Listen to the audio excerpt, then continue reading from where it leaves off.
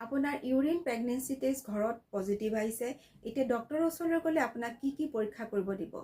ইয়াৰ ভিতৰত প্ৰধান হৈছে তেজৰ CBC আৰু লগতে ব্লাড গ্ৰুপিং আৰু RH টাইপিং, ব্লাড চুগাৰ আৰু থাইৰয়ডৰ টেষ্ট, আৰু লগতে ইনফেকশ্যন প্ৰফাইল বুলি আমি যাক কওঁ, ইয়াৰ ভিতৰত থাকিব HIV, হেপাটাইটিছ B আৰু C আৰু VDRL টেষ্ট, আৰু ইয়াৰ লগতে ইউৰিনৰ ৰুটিন আৰু কালচাৰ সেন্সিটিভিটি কৰাটো দৰকাৰ হয়।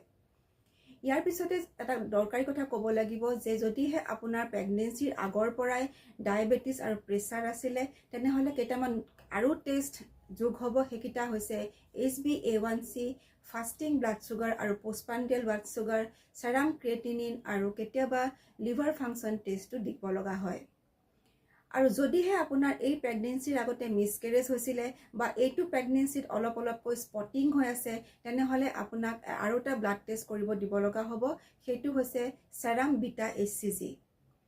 আৰু ইয়াৰ পিছতেই লাগিব 6 পৰা 7 সপ্তাহৰ ভিতৰত এটা ডেটিং আল্ট্ৰাচাউণ্ড, অৰ্থাৎ আৰ্লি প্ৰেগনেন্সি এটা আল্ট্ৰাচাউণ্ড লাগিব, য'ত কেঁচুৱাটোৰ হাৰ্টবিটটো চোৱা হ'ব আৰু লগতে কেঁচুৱাটো ইউটেৰাছতে আছে নে আন ক'ৰবাত আছে, অৰ্থাৎ যিটো আমি এক্টপিক প্ৰেগনেন্সি বুলি কওঁ, তেনেকুৱা এটা ডায়েগনচিছ কেতিয়াবা সম্ভাৱনা থাকে।